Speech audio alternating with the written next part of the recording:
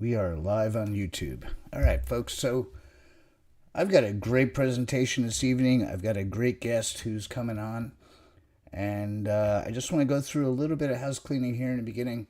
So I've created a retirement cash flow club. And if you would just scan this QR code here and join my school community, join for life while it's still free. We will be charging for this group very soon. We've got 450 members in there. When I get to 500, we're not going to let people in for free anymore. So go ahead and take care of that right now. I'll leave that actually up for a couple more slides, and that'll be good. So let me just get this presentation back up here. Okay, so what I want to talk about this evening is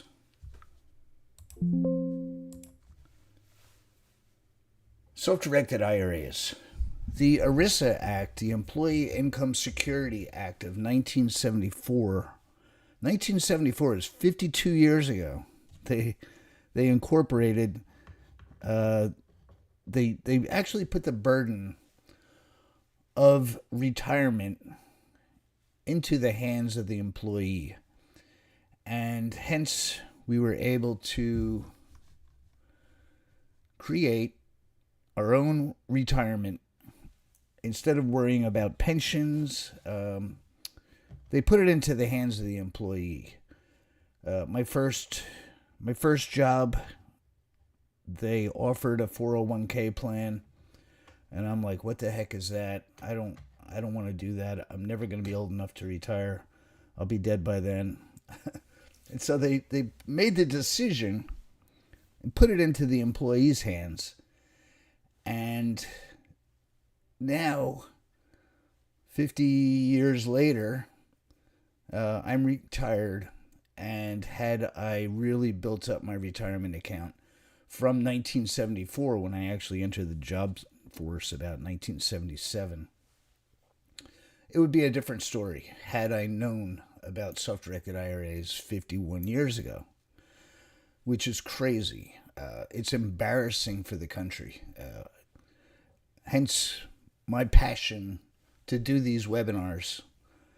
You know, I could think of a lot more funner things to be doing on a Wednesday night than sitting here preaching about a program that's 51 years old. But I love it. It's my passion, and I love to think that I'm helping people out and actually kind of doing the government's work. Less than 2% of the country, I'll get into all the statistics later, but nobody is using a self-directed IRA. Hardly anyone. A lot of people that I know are. A lot of people that are in my retirement cash flow club are. And go ahead and use that QR code to join my group. I'm passionate about this. I've made a nice retirement for myself and for my family with self-directed IRAs. And I would love to see you be a part of that. So the government enacted it in 1974, and I didn't discover it until 2007. So that's how bad the government sucks at getting the information out to the common folk. I heard it from my mentor. My mentor was selling me non-performing notes, real estate mortgages, and he knew enough to get me to open up my own retirement account. And thank God I did, because I've had since 2007 until now to work on building up my retirement portfolio. The sooner you get in, the sooner you can get to work on it, get that account open. I cover that in my retirement cash flow community, and I thank God that my mentor mentioned, this little known investment vehicle. So what I'm going to be covering this evening is how to get these retirement accounts opened up and get them investing in something that I've got some real nuts and bolts, hardcore investing that we're going to cover this evening. I'm looking forward to doing that with you all here tonight. So the way that you can roll money into a self-directed IRA, I just wanted to get through this real quickly. This may be you, whether you quit, you got fired, or you got laid off, and you had a 401k. That money can be rolled directly into a self-directed IRA. It takes about a month to get the account open, the transfers taken care of, and in a month from now, you can start investing your self-directed IRA. That's freaking awesome. I've known so many people, myself included, when I quit my job, I had no idea that I could roll over into a self-directed IRA and start buying real estate, start investing my money and getting a return on my money. I didn't even know what that really meant, was getting a return on my money. I just wanted to get return of my money, not a return on my money. So for people that are thinking about actually using this vehicle for their own purposes of finding other people that have these dead 401ks, there's $2.1 trillion floating around out there. That is just a fabulous number of these dead 401ks. $2.1 trillion. And that money is there, just sitting there, looking for something to do. Why not use it for one of your real estate deals?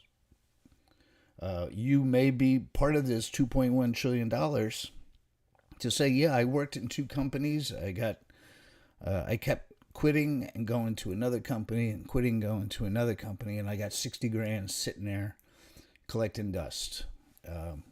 That's 60 grand that you could put into play and start investing in things that I'm going to show you this evening. $2.1 trillion, folks. So all the things that you are allowed to invest in, it's actually much easier for me to tell you all the things that you cannot invest in. You cannot invest in life insurance plans. You cannot invest in collectibles, meaning Oriental rug from the Ming Dynasty, if there is such a thing. That is a collectible. That it's a very hard asset to evaluate the worth. And so the collectibles where there's a lot of gray area as far as what things are valued at, they won't allow you to invest in collectibles. There's just too much of a wide span. That rug to one investor is worth 10 grand, and to somebody that is going to match their living room could be worth 100 grand. So anything that can be appraised can be invested in with a good solid appraisal. Also, there's certain parameters as to who you can invest with or in. I can't invest in my son's company directly. We're in a direct up and down line, but I can invest in my cousin's company. It's very interesting, the parameters. I do cover all that in a retirement and cash flow community as well. What you can and can't, who you can and can't, what a prohibited transaction is, what it looks like, and so you can invest in businesses. So who I'm going to be bringing up here tonight actually is running a business, and you're allowed to invest with that business. I'll be getting into the particulars with that later, but Any business expansion, like a hair salon wants to open up a second shop, they need 100 grand for equipment and for maybe this 6 months worth of rent until the cash flow starts coming in. You can set up an arrangement with that hairdresser to say, listen, I'll loan you 100 grand. Let's get this business up and running. I'll give you 2 years, and you just keep putting aside some money to pay me back with the profits that you're making. You give me back 230 grand at the end of 2 years, or 130 grand, whatever the loan, whatever percentage you guys can work out. And now you don't have to do any of the work. That's a completely passive. You're not allowed to actually do the work. That's one of the requirements. You can't go over there and help that hairdresser put in a new sink. You're not allowed to. You're not. You. This has to be a third party, arm's length transaction. Businesses, real estate. If you did invest in real estate, you're not allowed to go over there and paint the walls or put a new roof on the house. Or you're not allowed to live there. If you went and bought yourself a 3-family house with a self-directed IRA, you can't go and live in one of the units and rent the other 2 out. That's a prohibited transaction. So you have to think of it kind of like an arm's length transaction where you're giving that money to a third party and then they're doing all the work. So this is a mandatory passive investment. I hear so many things, these internet rumors. There's no such thing as passive income. That's bullshit. I mean, this is a mandatory passive income. You're not allowed to do anything to get this investment up and running. So passive income truly is a real thing. This type of investment with self-directed IRA, solo 401ks, I cover this in depth in my retirement accounts. They absolutely are passive investments. So what I want to do is I want to introduce you tonight. See if I can actually get him in here. Let's see. Let me get participants.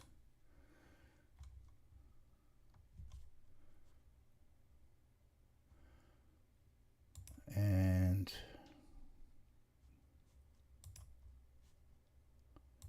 just bear with me while I bring him in.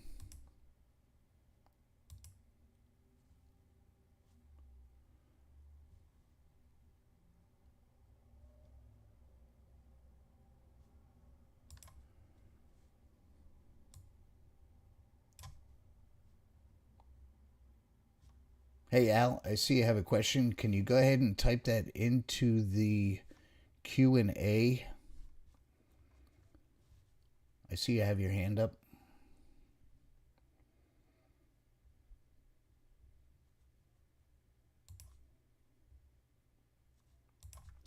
Okay, I'm trying to bring Steve over here.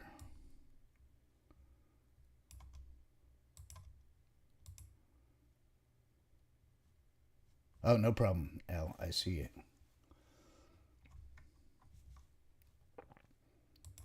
Okay, looks like we got Steve here. Steve, go ahead and unmute.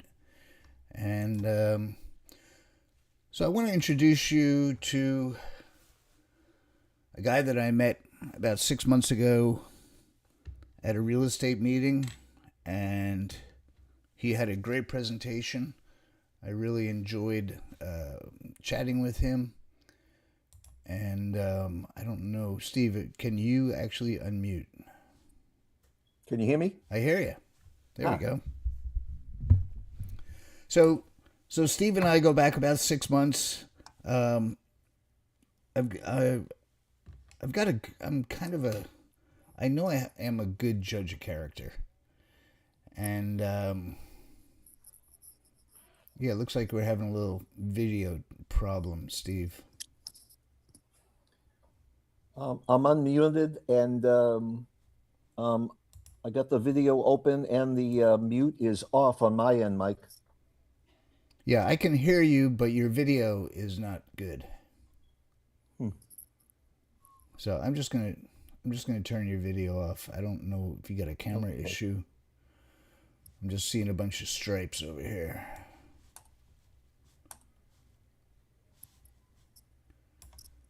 Any better? No. Let me share screen.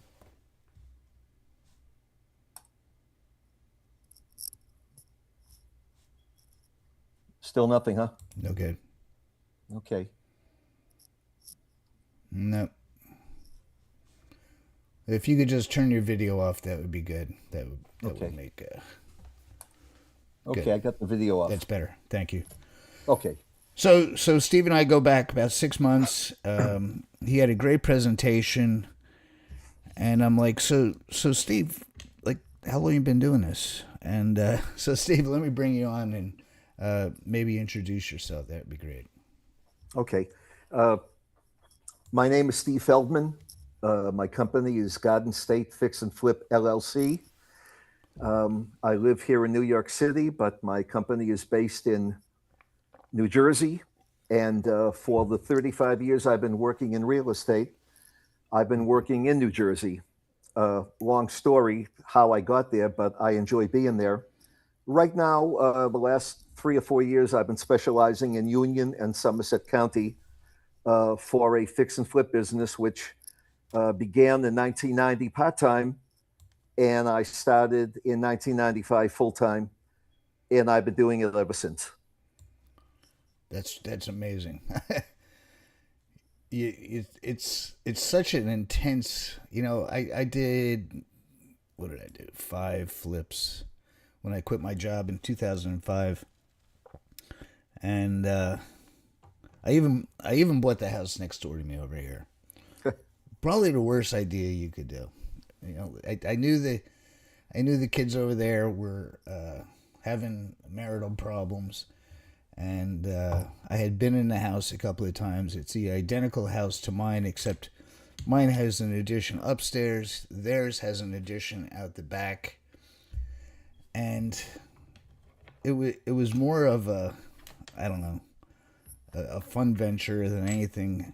At one point I thought about connecting the two houses and making a compound out of it, Yeah. which really would have been sweet, but we surely wouldn't need that room now when it's just the two of us living in the house. But I know the amount of intense work that you do, Steve. And I was lucky enough to actually visit his most current rehab, and it's a very, very interesting process. So, so 35 years, Steve. Can you tell us a little why you're in New Jersey? I'm really curious for my own. Yeah. Um, when I started back in the early 80s, um, I started I took a real estate course when they were really being proliferated at all hours of the night. And there was a man on TV by the name of Robert Allen, and he wrote a book, How to Buy Real Estate with Little or Nothing Down. He offered a 2 day course on the weekends here in New York, and I was able to take a weekend course at the old Hotel Pennsylvania, which no longer exists. From that course, in those days in the 80s, they referred all of us who took the course to these giant networking groups that were held all around the city in hotels 2 or 3 evenings a month. And these meetings were comprised of people like myself who we were wannabes, business wannabes, entrepreneur wannabes, real estate wannabes. I was a wannabe. I wanted to be an independent businessman. I wanted to be in real estate. Uh, I went for the better part of a year to these meetings, and in those days, I really didn't have any good credit or money, even though I was working full time, running a personnel business here in the city. This is the early and mid 80s now. But I networked at one of these meetings, and I met a woman. Uh, she had grown up in Irvington, New Jersey. She had married, moved to Chicago, divorced, had come back, now wanted to get into real estate. She was living in Brooklyn, working in the city. She didn't have a car. I happened to have an old used car.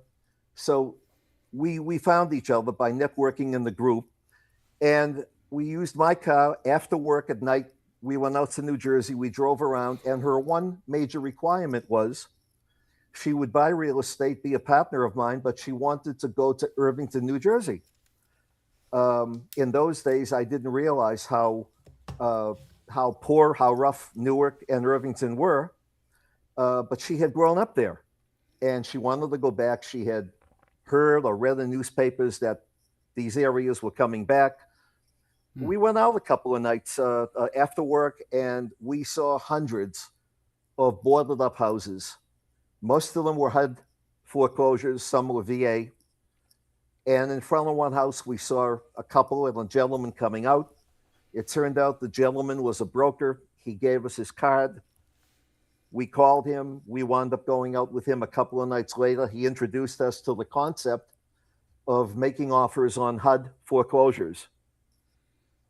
This woman, whose name was Gloria, she and I won a bid on a house, a two-family in East Orange, 164 Steuben Street. I'll never forget my first deal. But we didn't have money. We didn't have financing. We went to a hard money bank that had made advertisements at the networking club, but they didn't tell everybody at the networking club that you still have to have credit, you'll still need collateral, and you need 25 or 35% down if you've never done this before, none of which we had. So Gloria and I went back to the networking club the next week. We got a third partner. His name was Ed. He had cash, he had credit. The three of us bought the property. I was going to be the full-time partner. I was going to get the work done. I was going to hire the contractors, get the permits, get the CFO, make sure the work was done, get the property sold. I had never done any of that, Mike, in my life.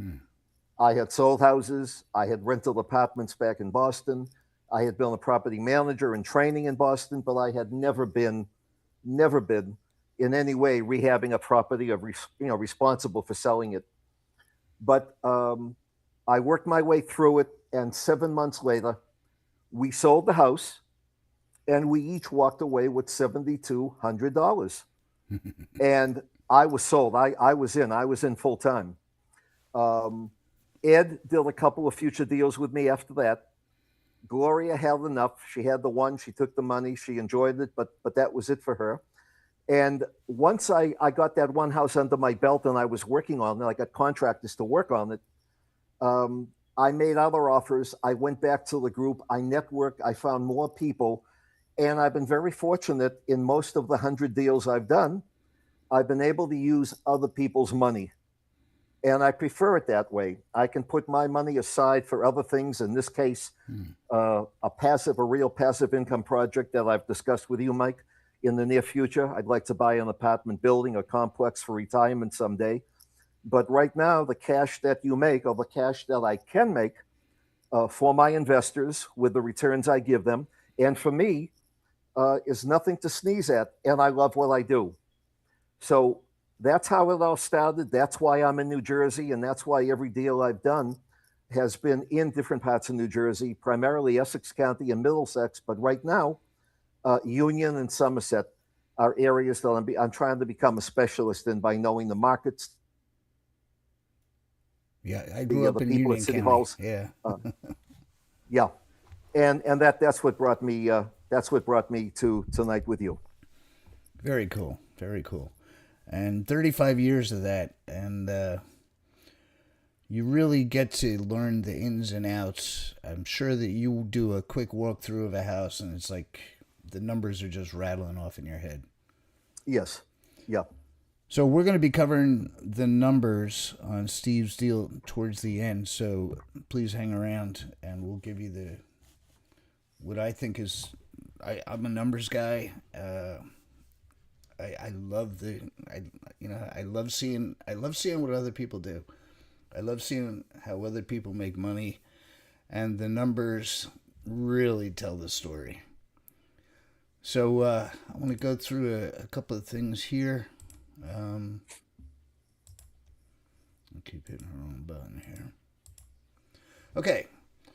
So, like I wrote on the side here, I think we all know what a rough fixer-upper looks like.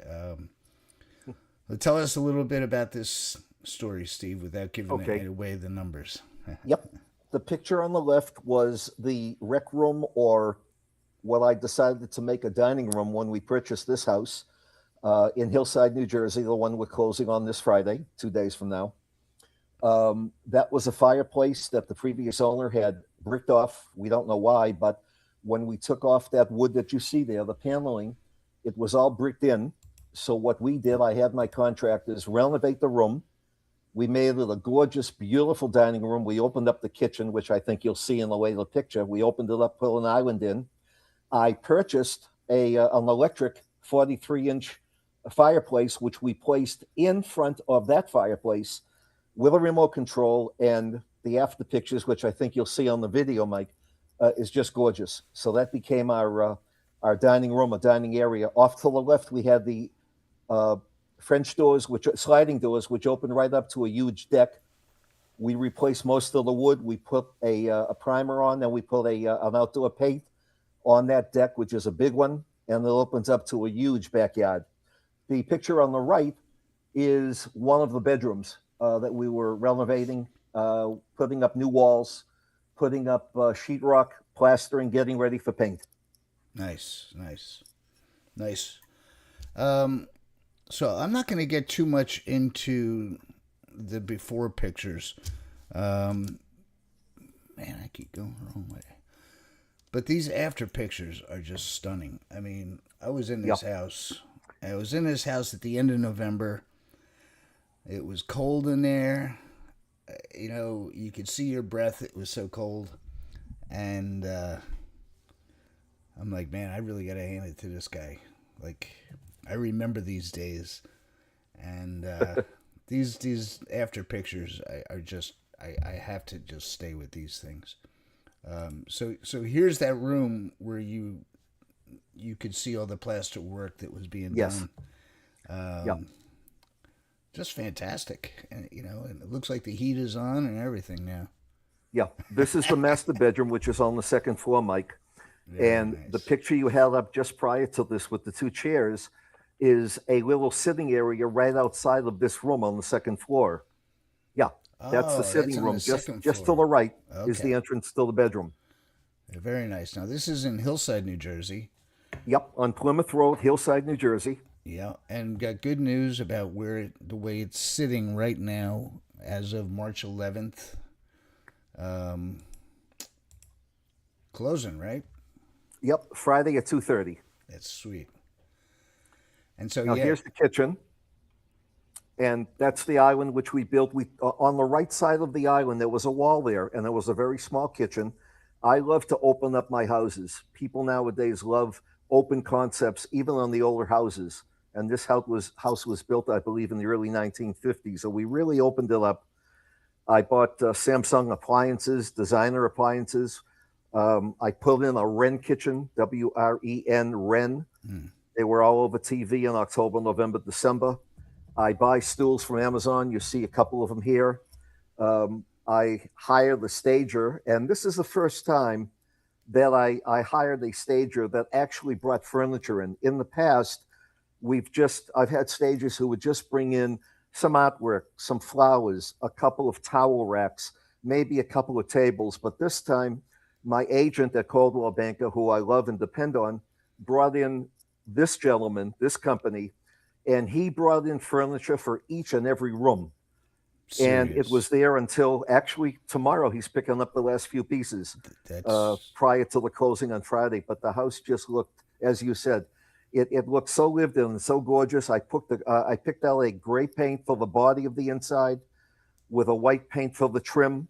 Wow. The outside picture, which I think you have, we went with a blue and we stayed with a black trim for the shutters and the window trim. And the house stands out in the neighborhood. It's just gorgeous. That is I love it. Stunning. Yeah. Yeah. And like you said, the staging just is. I think that's why it closed.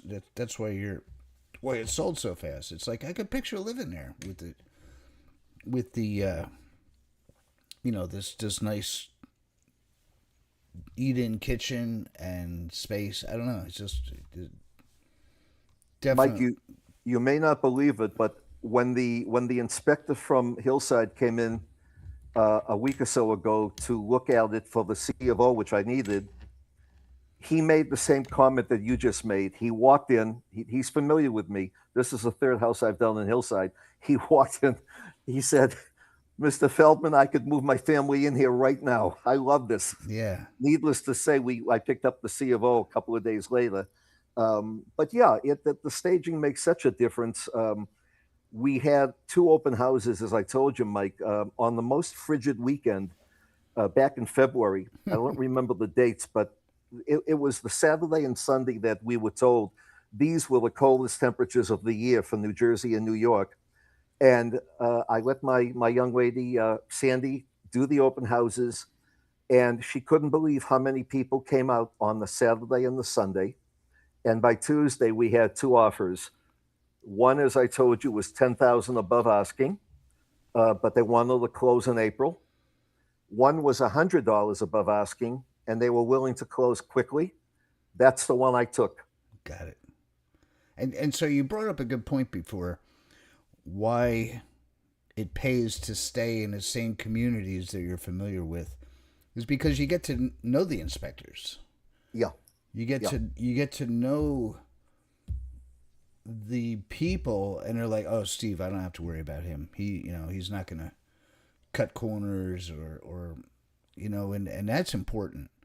yeah, When you get to know the townships, like we live over here in Point Pleasant, and they can be tough, man. Like holy crap, because we have a lot of summer rental properties because we're a resort town, and they are tough. They really crack down on these summer rentals, and so it really pays to know the communities yeah, that you plan on working in, and it's to your advantage, really. If I yeah, came into Hillside and started flipping a house, they're like, "Who the heck is this guy?"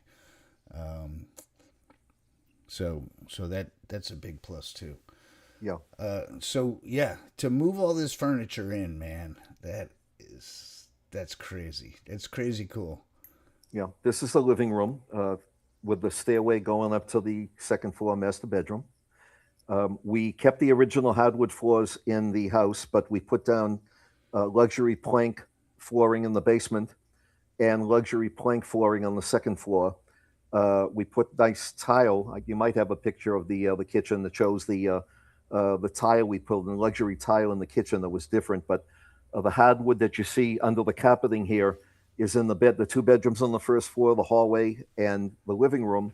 And we just had it sanded, stained, sealed, and then some type of. We wanted to go with what it was a darker finish on the hardwood floor, and you can see what it looks like there. Beautiful, beautiful. So I kind of went light on the picture, Steve, because I wanted to really dig down on this next slide here, Okay. which is what I think most of the people are interested in seeing.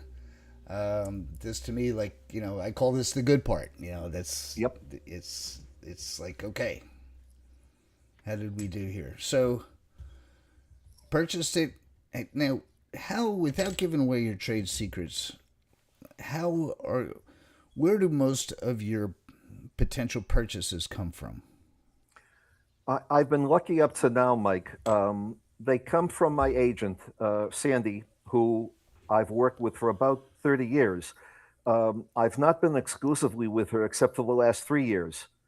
Um, but 98% of the deals I've done, which it's about 98 of the properties, they've come from agents in the past, um, in Essex County, Middlesex County, and of course where I am now.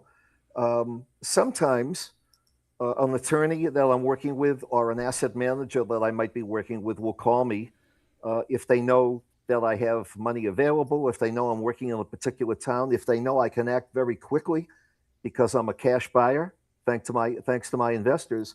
You may get phone calls from people that they have a family that is in dire straits. They need money. They need to sell a property in 2 or 3 weeks, I may get the call, and if I have the money available and the number makes sense, um, cash is king. If you have cash available, you really can do wonders in any business, but particularly in real estate and in this business of purchasing foreclosures, pre foreclosures, estate sales, divorces, sickness. You need to buy a property from someone who is, I hate to use the word desperate, but anxious or desperate to sell. They need to sell, and you can benefit. I don't deal with people who have to leave a house. I don't want to be responsible ever for kicking people out of their home. The properties I buy, I'm able to get a deed. So the bank, the private company has already gone through whatever process they have to go through to get the property. Mm. I'm purchasing it free and clear with my money and my investors' money. Very cool. So this is not a solicitation to invest by any means. Right. We're really just showing you what how an expert handles these properties. I was fascinated. I'm like, oh, dude, we got to do a webinar, and so let's go through these numbers now. So first of all, you're saying that these primarily are pocket listings from No, realtors. no. Many of them, no, most of them, I think were on the MLS at one time or another, Mike. Okay. Some were pocket listings. This one was. This one was funny. There's a little story here. Let me tell you. Yeah. Um, Sandy and I were going out to look at a house four houses away from this. That was MLS. It was vacant. It was in bad shape. And we went out to. This is in August, early August of 25. We went out to the other property. We went looking for a lockbox. We couldn't find one. So Sandy called the listing agent, and the listing agent said, "Oh, there's got to be one there." There wasn't one there, and there was no way to get in. So we looked around the neighborhood, which is a one-way street, beautiful neighborhood in Hillside, Mm. and 4 doors away was a similar house, a little bit bigger, and it had a for sale sign, but it said coming soon. It wasn't on the market yet. We saw some young men taking things out of it. So I said, let's just walk over here and see what's going on. It turned out the men were friends of the family. The family was relocating to Florida. The house was on the market. It wasn't, they weren't showing it at that time. Um, but the gentleman let us, we asked if we could walk in. They let us walk in. We took a look at this house, my house right now. Um, and we liked what we saw. There was a lot of work involved. There was a lot of junk there, but they were removing most of it. And I said, Sandy, call up right now, see if they'll take an offer right now. And within a couple of days, we went back and forth over a week because I didn't offer the price they were asking for it. But we came to an agreement at 420 cash. And on August 19th last year, I closed on it for 420,000. Nice, nice. It really pays to talk to people. It does. You It got does. you got to open your mouth. You can't be shy in this business. Very cool. Very cool. Okay, so you bought it for 420.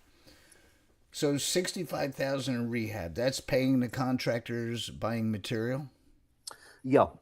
When I hire a contractor, I hire contractors that I find working in the community. Again, for the same reasons that I stay in Union County and Somerset. The contractors are familiar with the inspectors. They're familiar with the laws. They know what to do, what not to do.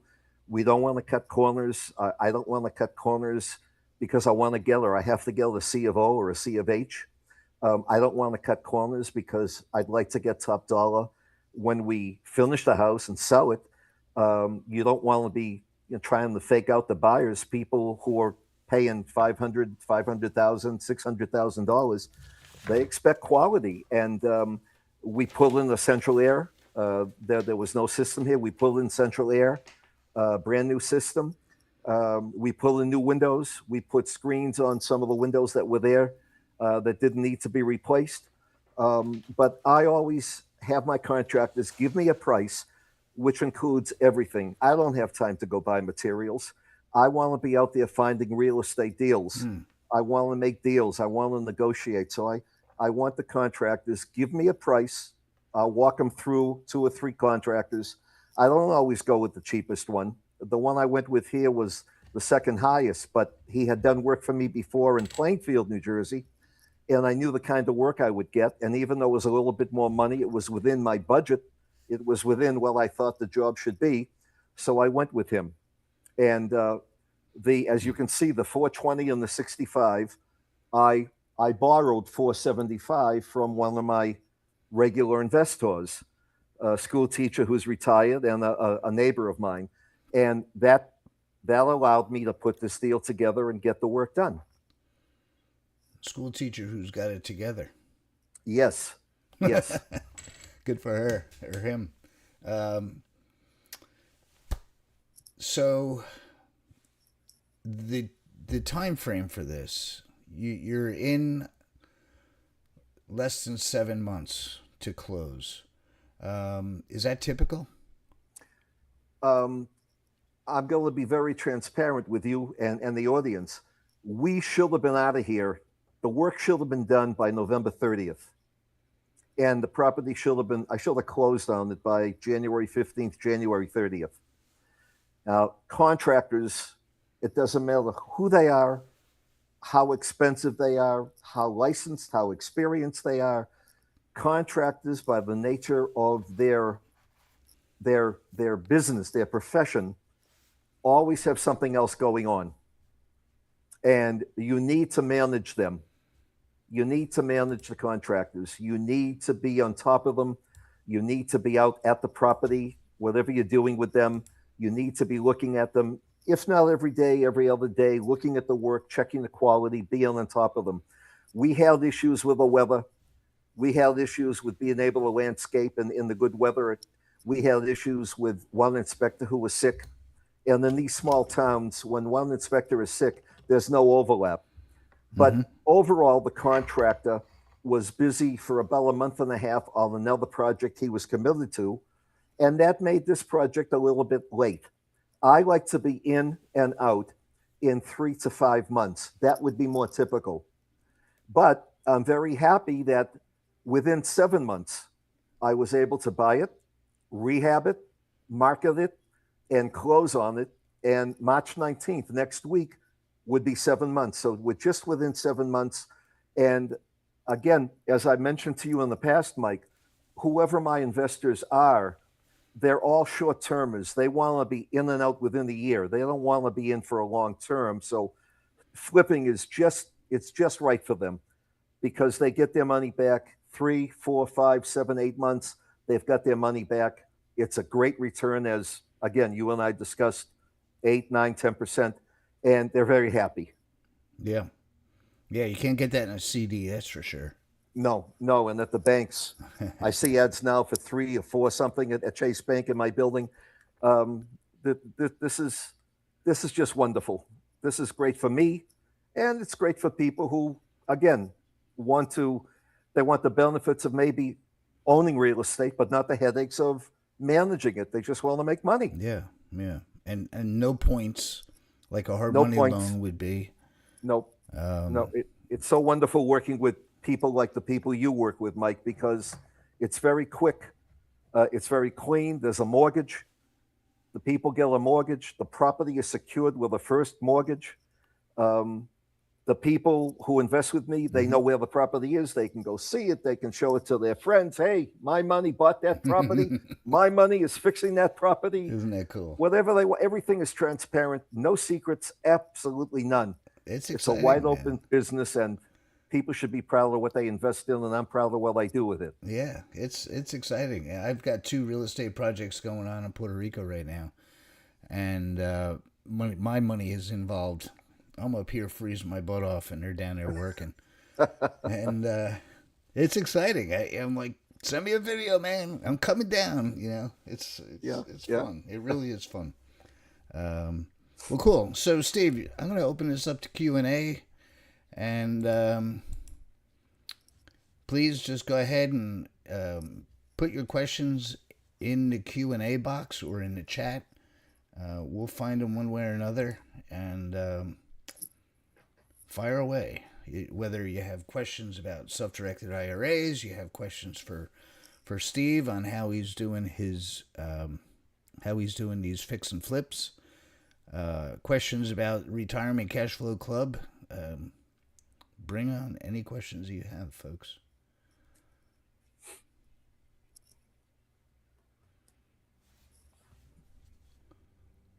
All right, let's see. Shall I take that one, Mike, and answer? Yeah, please do. Prior to 2014, I was doing maybe 6, 7, 8 flips a year. Wow. 2008, as you know, was a horrible crash, and I felt it. I lasted until 2013 or 14, and then the properties I had, which were again mortgaged by investors of mine, they had the option, as they do nowadays in the note, if they don't get their money back within a year, they have the option to let me give them a deed in lieu of foreclosure, or I will rent out the property and manage it for them free. Any number of options so that they don't take a loss. 2008, we all got hit pretty badly. And in 2014, I gave back, I think it was 5 properties I had that were under contract, and they could not be sold 2008 and 9. There was no market for it. By 2014, the individual investors that I had decided that the market was better. They wanted their property. 2 of them wanted to sell the property. 3 of them kept them for income. So I started up again after COVID. I would like to be at the level where I'm doing 6 or 7 a year right now. And the only thing holding me back is investors and money. I hope that answers your question. Yeah, cool. Thanks for that. Good question, Noah. Good. Let's see what else rolls in here. Okay, so how have you raised capital, Steve? That's a question for Al. From Al.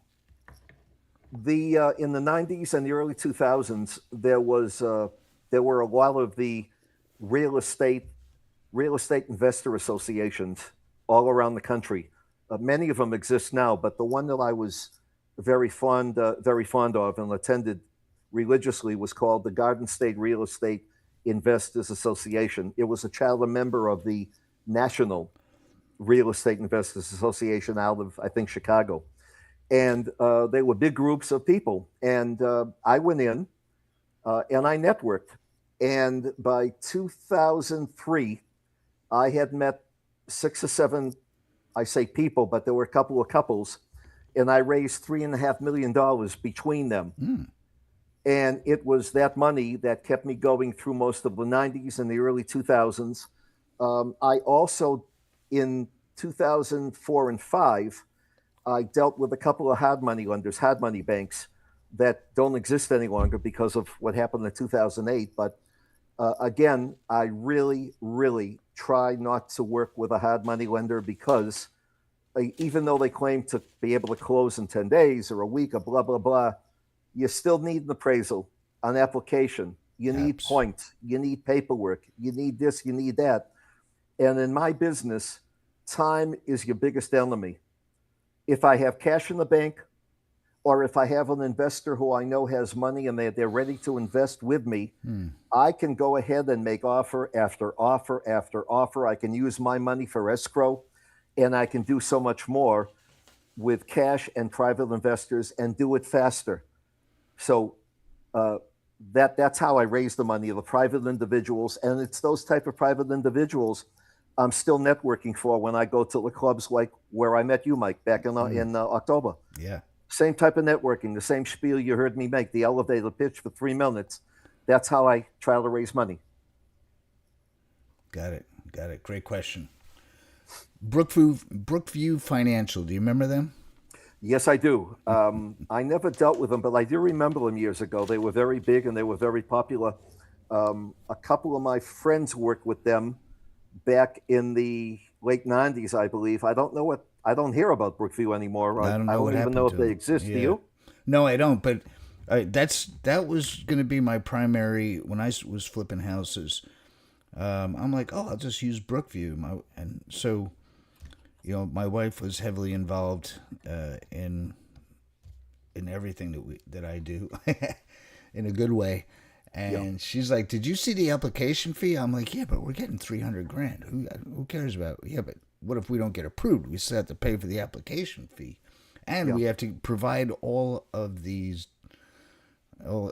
documents, And I was freshly self-unemployed, and they were looking at us personally, even though they say that this is like a commercial loan, and these self-directed IRAs is perfect for what you're doing. Yeah. You get the Yeah. money Absolutely. fast, you get a reputation, Yeah. and now everybody's like, "You gave me my money back. When can you do this again?" Yeah. The money doesn't do any good when it's sitting in a custodian's bank account. No, no. I mean, Mike, what you're doing, the education you're giving people to let them know that this money, their money it is locked up, and there are so many things they can do with it Yeah, of their choice, just like you said at the beginning, whether it be, fix and flip or any number of things they can do to make so much more money than the 401k or the IRA that they've got sitting there. yeah, And most people just don't realize that. So, yeah. thank heavens you're educating them about that. Oh man, I'm trying. I'm really trying hard. I'm doing, like I said, I'm trying to do a number on the government because they purposely, in my mind, it's purposely because when your money is in a self-directed IRA, and like with this last deal, let's just go back to this. So your investor turned 475 into 500,000, right? You gave him Yep. 25 in profit back. Yep. She'll be getting a check for 25,000 on top of the principal on Friday night when I come home from the closing. Yes. And if that was in a tax-free retirement account, that's 25,000 stays in your bank account. Now you can lend 500,000. Yeah. And Right. then you turn that 500 into 550, and then you just keep moving. The Yeah. younger you start, the quicker it adds up, Yeah. over and over and over and over again. I love it. I love it. Well, listen, folks, I don't see any more questions in here. Steve, I really appreciate you being on here this evening.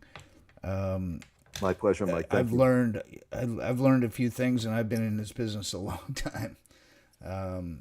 Just thinking through, hearing you speak about knowing these inspectors in these communities is huge, Yeah. and how you actually network to find these deals is brilliant. So again, thanks everybody for being on here. Steve, thank you so much. It was a pleasure, Thank you. and I feel honored to have you on as an expert, and we'll have to do this again. I hope so. Thanks, Mike. Thanks for the opportunity. All right, folks. Have a great night.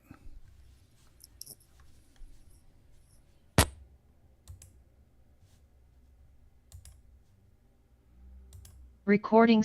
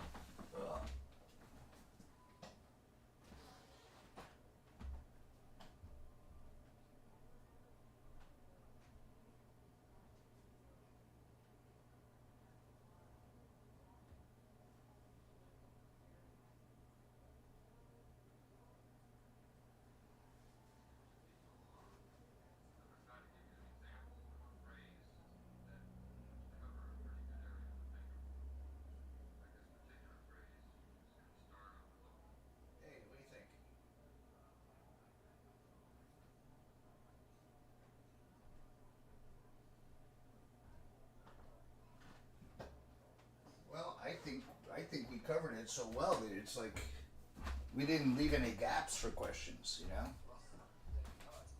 No. Maybe not. Yeah. Well, I love the opportunity, Mike. Look, I'll do it anytime. Anytime you want me, to do it, to be a part of it, and to share the experience with you as I offered initially, please. This will be great. I'd love to be out there doing this with you whenever. Yeah, no, this is very cool.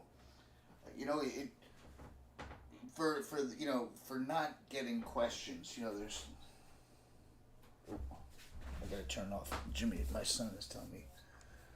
Hold on one second. Yeah.